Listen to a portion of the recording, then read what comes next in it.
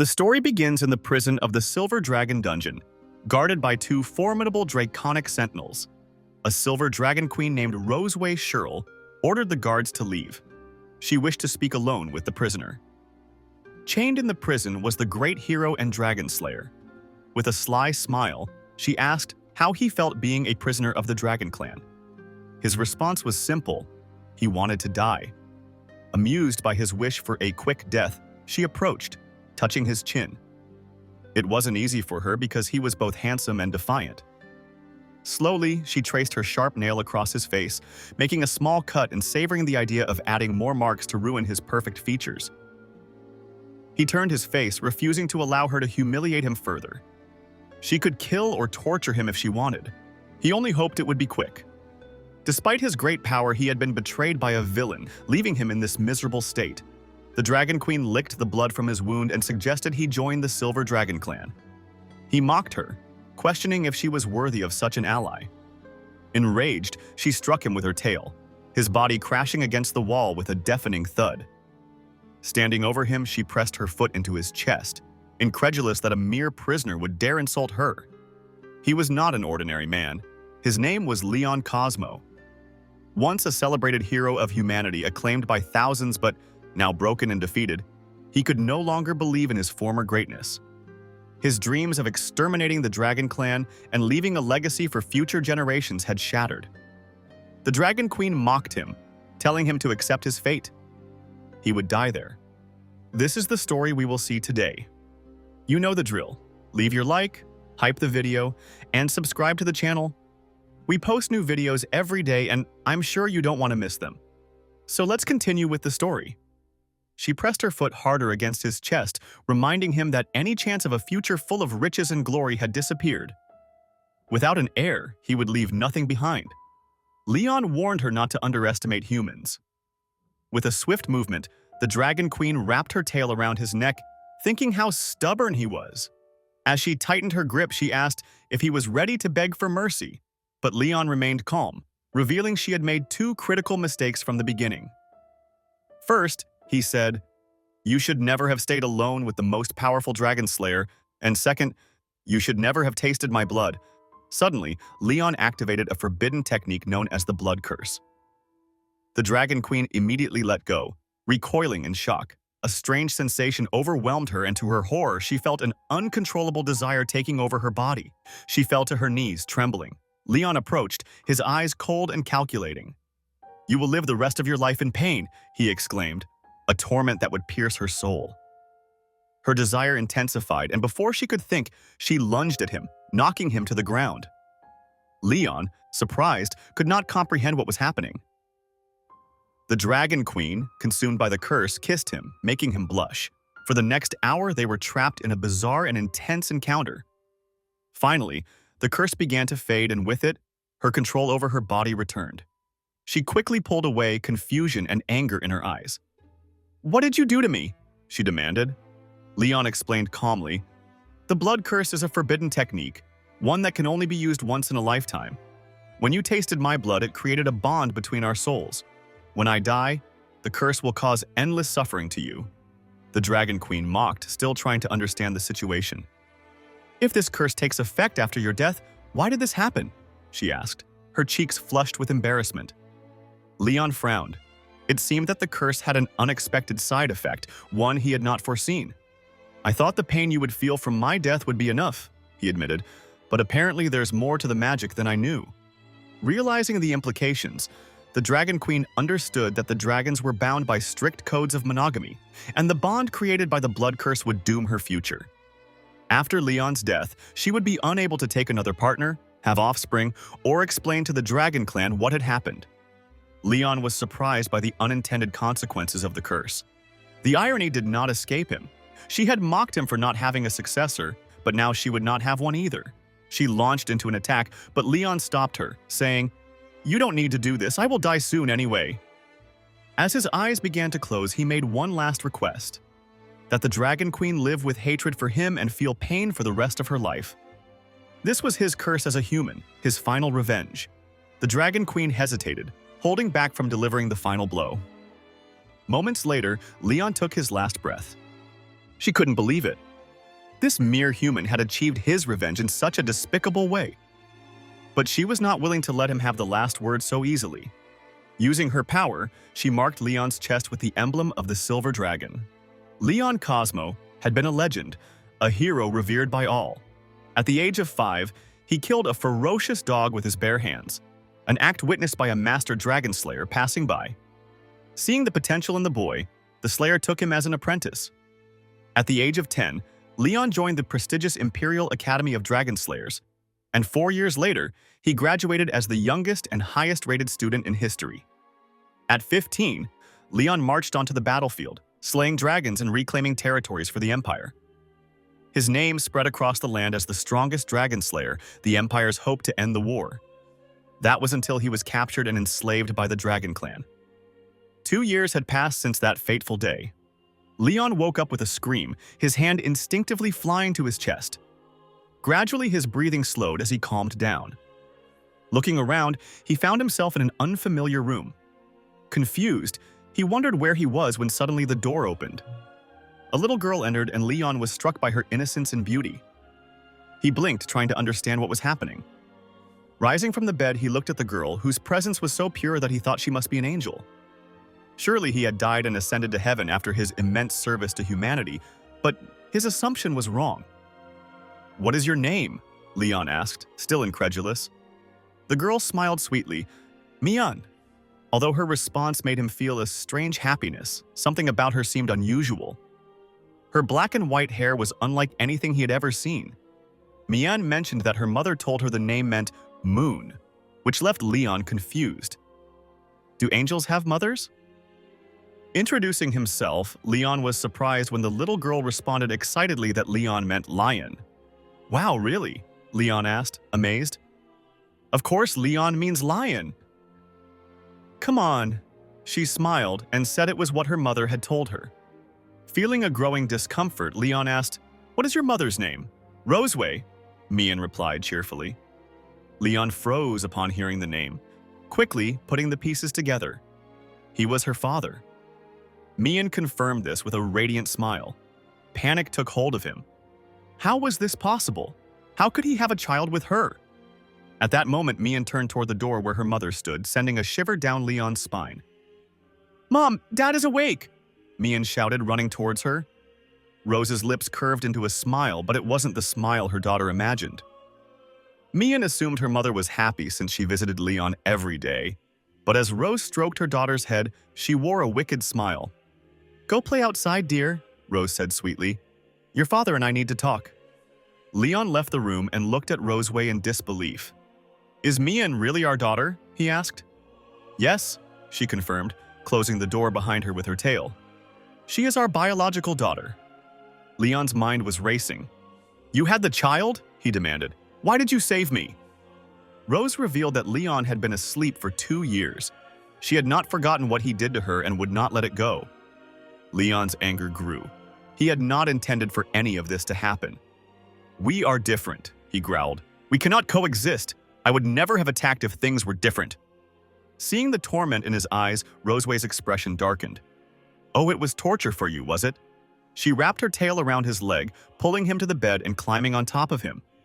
She tore his shirt and, with a cold gleam in her eyes, activated a spell.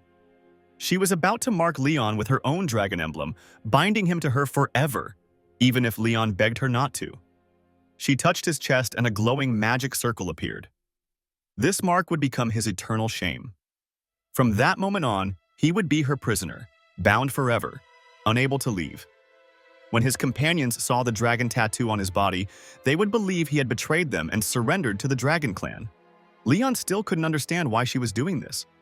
Revenge among the dragon race was a mystery that had puzzled human scientists for years. Her thirst for revenge was not just extreme, but a paranoid obsession beyond human comprehension. For the Dragon Queen, defeating him was not enough. She wanted him to live in shame and suffer humiliation for the rest of his life. As the spell began to take effect, Leon started to feel an overwhelming desire he couldn't control. For the Silver Dragon Queen, it was a great honor to break Leon, the greatest dragon slayer in human history, and make him her slave, her closest companion now completely under the spell. She decided it was time to make him hers in every way.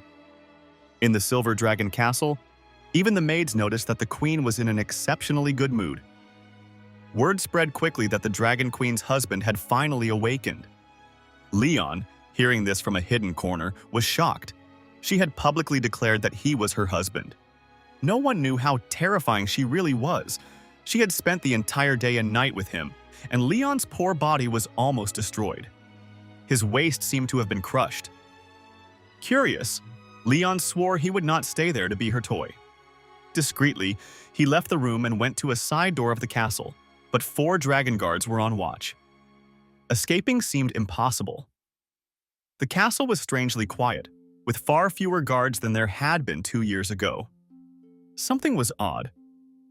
As Leon tried to figure out how to avoid the guards, he stumbled upon a hidden hole in the grass.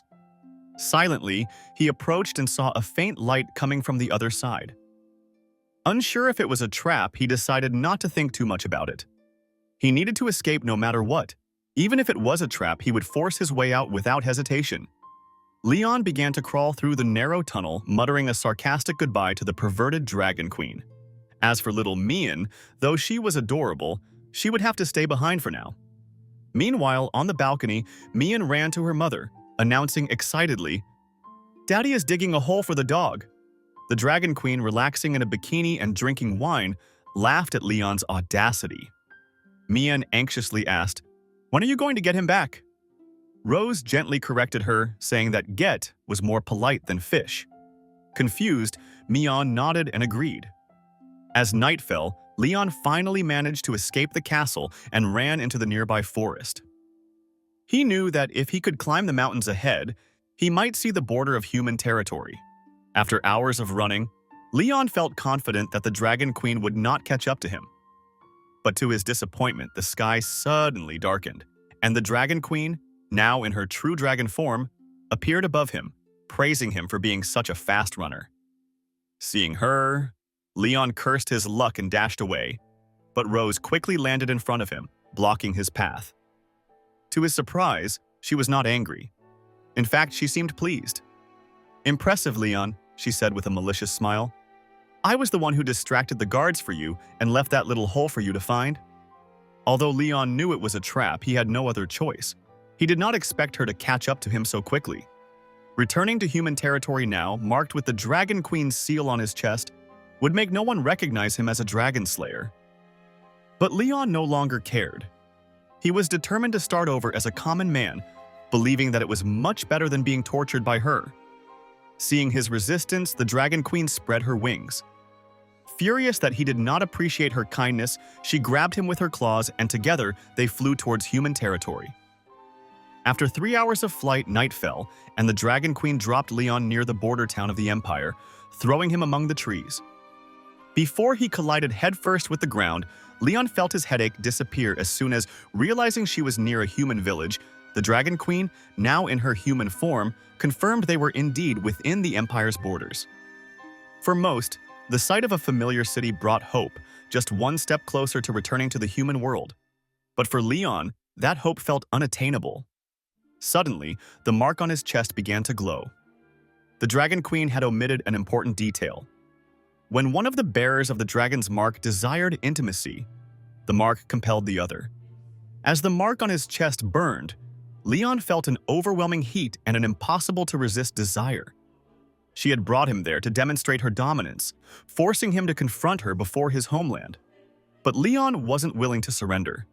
Gripping her arm, he decided to wait patiently for the right opportunity to strike back.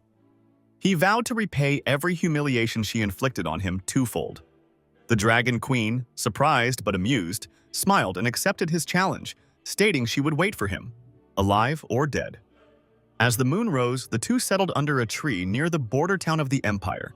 Their twisted fates were bound by the mark and their rivalry. They spent several hours in a clash of wills, leaving the Dragon Queen more than satisfied. Meanwhile, poor Leon was utterly exhausted, silently crying as his energy and pride drained away. Touching his chest casually, she declared that from now on, she would bring him back to his hometown every month for longer sessions. Lost in her thoughts, she fantasized about how to further wear him down. For the time being, satisfied, the Dragon Queen declared it was time to leave. After all, Her daughter was waiting at home. But Leon, with a trace of spirit still intact, interrupted her. He refused to be dragged back like a prisoner. As a dragon slayer, he would walk with his own dignity, even if there wasn't much left. She raised an eyebrow, explaining it would take her 3 hours to fly back to the Silver Dragon's castle, while for a human like Leon, the journey would take 10 days, perhaps even half a month. Despite this, Leon stubbornly insisted on walking. "Don't underestimate human endurance," he said. Amused, the Dragon Queen smiled, intrigued to see how long he could last. After some time, Leon's steps began to falter, his exhaustion becoming evident. She followed him silently, waiting for him to admit his fatigue so she could carry him. But even on the brink of collapse, Leon refused to acknowledge defeat. "The only thing tough about you is your mouth," she teased. "Is that so, Lady Dragon? Are you sure about that?" At that moment, they spotted several knights from the Dragon Slayer army patrolling nearby. Leon's heart leapt. These men could help him escape from her. But the Dragon Queen quickly realized his thoughts, and her aura became deadly. She warned him with her eyes that if he asked for help, she would not hesitate to kill him. One of the knights approached, noticing their presence.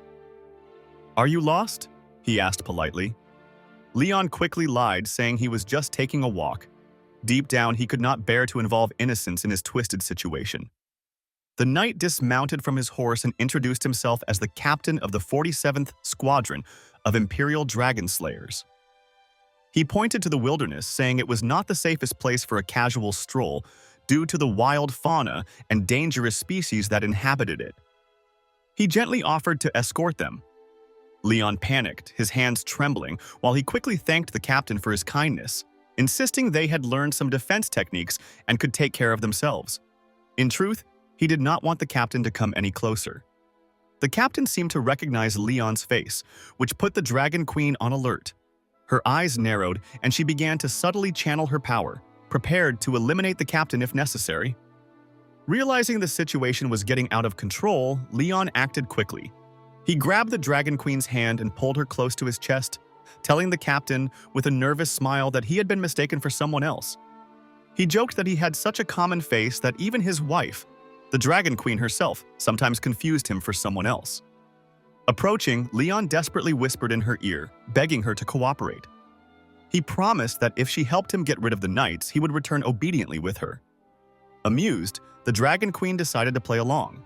Both began to demonstrate convincing affection, with Leon holding her close in a simulated display of love. The captain, clearly uncomfortable with the sudden appearance of a romantic moment, smiled awkwardly and excused himself, no longer interested in interrupting the seemingly loving couple. As soon as the knights were out of sight, Leon released the Dragon Queen, who was visibly irritated.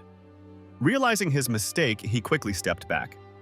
"You were smart not to ask for help," she commented coldly.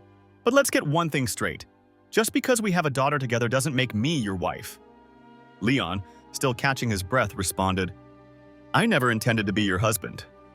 The Dragon Queen smiled, satisfied with his response. She turned to leave, reminding herself that there was still a long journey ahead. But before they could depart, Leon suddenly felt a sharp pain in his hand and moments later fainted. Seeing this, the Dragon Queen sighed, amused by the fragility of humans. Without hesitation, she transformed into her dragon form, gently picked up Leon with her mouth, and placed him on her back, taking his collapse as a silent plea for mercy. She spread her wings and flew towards the Silver Dragon Castle, satisfied with the outcome. The next day, at the Silver Dragon Castle, Mian was sitting beside Leon's bed. Confused, he wondered how he had ended up back at the castle. Mian cheerfully explained that her mother had brought him back. It didn't take long for Leon to realize that he had finally been captured as prey. Looking at his hand, he noticed it was bandaged with a small decorative bow. Mian, proud, held his hand and explained that she had done the bandaging herself, clearly expecting praise. Leon smiled and gently stroked her head. Realizing how different she was from what dragons were believed to be, fierce creatures raised in violence and blood from childhood. Despite her draconic traits, Mian showed no hostility. She treated him with the warmth of a daughter, making him wonder if this was due to her being a hybrid between human and dragon. He stroked her head affectionately, telling her how incredible she was. "Me and you are very cute," he said with a smile, and added provocatively, "But when you grow up, don't be like your mother." From the doorway, the Dragon Queen's voice cut through the air. "And what's wrong with being like me?" Leon froze, surprised, realizing she had heard. Nervously, he tried to change the subject. Meanwhile, Mion excitedly showed her mother the bandaged hand, explaining that she had followed her instructions perfectly. The Dragon Queen remained cold, without praise. "That's what you're supposed to do," she responded coldly. Mion just nodded, accustomed to her mother's severity. Trying to lighten the mood, Leon stroked Mion's head again. "Why don't you hide in the garden?" he suggested. "I'll count to 100 and then come find you." Mion's eyes sparkled with excitement at the idea of playing hide-and-seek. As she ran to hide, Leon looked at the Dragon Queen and murmured to himself, "I'm definitely not like her mother." Then he started counting, as Mion disappeared into the garden. As soon as Mion left the room, Leon turned to the Dragon Queen and asked why she was so hard on their daughter. Sitting on the bed, she explained that all dragons were strict with their children from an early age to cultivate them as strong warriors. Leon retorted that Mion was not entirely a dragon, and besides, she was very cute. The Dragon Queen scoffed, asserting that Mion was indeed a dragon and that cute was a term derogatory for her species. Leon thought the Dragon Queen was quite cute too, but his comment only fueled her fury. In a swift motion, she grabbed him by the shirt, reminding him that he was just a slave for her to vent her anger on and that he had no permission to question her. Leon understood his position and her mood seemed to improve a little. After all, she was the Dragon Queen of the Silver Dragon clan, burdened with many governmental affairs. As a result, she entrusted him with the responsibility of taking care of Mion. Approaching, she whispered in his ear that Mion liked him. Feeling overwhelmed, Leon went to the fountain, wishing to escape the responsibility of taking care of children, especially being a dragon slayer. Suddenly, he spotted Mion hiding behind a column, clearly underestimating his ability to find her. Pointing to her, he declared, "I found you." But she remained motionless, making him wonder if she was upset. Apologizing for making her wait, he was surprised when she suddenly ran away. Leon ran after her, asking, "Why are you running?" Mion turned a corner, causing Leon to lose sight of her. For him, predicting a child's movements was quite difficult. He had no more doubts about why the Dragon Queen had entrusted him with the task of taking care of the little one. Just when he started to worry, Mion appeared behind him and hugged him, leaving him surprised. Confused, he remembered that she had just run past him, but Mion insisted that she had not, explaining that since her father had not found her, she came out to look for him. Still perplexed, Leon decided he must have seen wrong. Mion took his hand, urging him to follow her as she had something special to show him. At that moment, another girl similar to Mion emerged from behind her and silently observed. That day, when the fountains were turned on, little Mion began to nod excitedly. She was painting some drawings and having a lot of fun. Leon, sitting behind her, couldn't help but smile at seeing her, feeling a wave of tenderness. Having a daughter felt good for the first time? It seemed like his soul was beginning to heal. While Mion had fun, Leon clenched his fists and gritted his teeth, determined that it was time to escape the control of the Dragon Queen. At that moment, Mion ran towards him, eager to show him a family drawing she had made.